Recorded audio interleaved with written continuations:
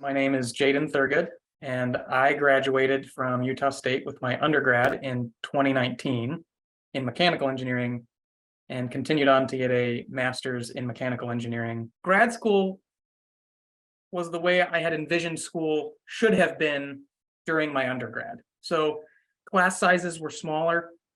The teachers were more involved with you and your work. I work for a company called Anduril, and I am a flight test engineer. I design and oversee the test and operation of the tube-launched drones that Anduril makes for the Department of Defense. In large part, I probably got my foot in the door, at least a initial interview at that company, primarily because of Dr. Hunsaker's help and referral. Going into my senior year, I was pretty convinced I was not going to do a master's degree, at least not immediately, but realized that for the most part, the jobs that I was interviewing for didn't per se excite me. And then the thing that really tipped the scales was my senior year of my undergrad. I finally started taking the classes I thought I was going to be taking through the majority of my undergraduate experience. I would have expected to have known more about how airplanes work and why they fly, having graduated with an aerospace emphasis in a mechanical engineering degree, and I didn't. The biggest motivating factor wasn't necessarily an increased salary or, I didn't have necessarily even a specific job in mind. It was almost entirely based off of curiosity and a desire to know more.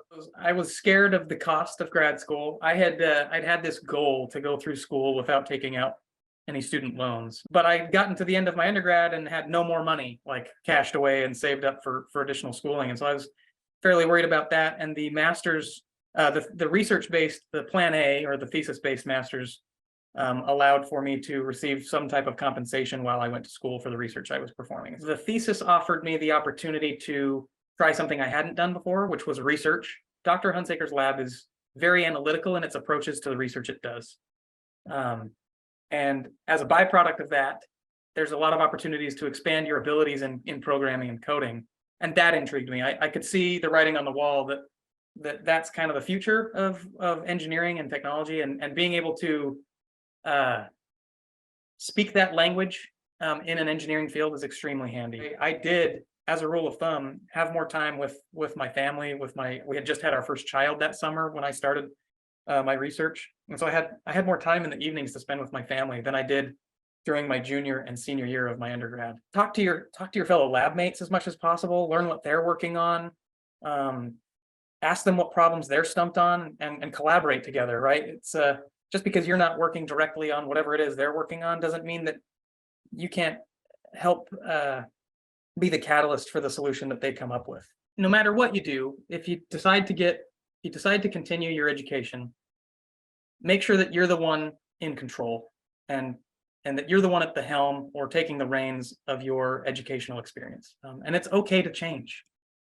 You may get a semester in and realize this is not what I want to be working on. That's when you should be having a conversation with your research professor about, I don't like this type of work that I'm working on, or this type of problem. I actually maybe envision myself I'm more interested in this avenue at this point. That goes for your academic experience as well as your work experience. Make sure that you are the one at the reins and not someone else. Grad school is just an introductory course to the rest of your life's learning. It teaches you how to solve problems that have not been solved before.